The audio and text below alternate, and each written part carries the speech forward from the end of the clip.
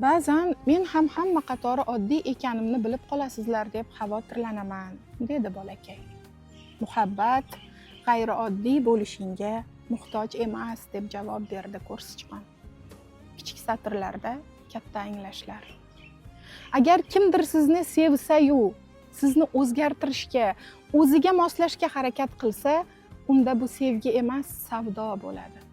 Sizni yaxshi-yomon fazilatlaringiz bilan qabul qilib muhabbatli bo'lganda esa sevgi bo'ladi, deyiladi sevgan filmlarimdan birida.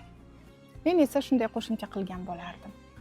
Agar kimdir sizni haqiqatda yaxshi ko'rsa, u sizni oldingizda qolish uchun minglagan bahonalar topadi.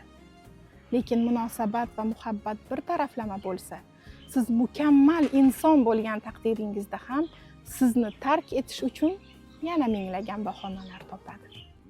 Menimcha videoni kimga yuborishni taxmin qilib bo'ldingiz.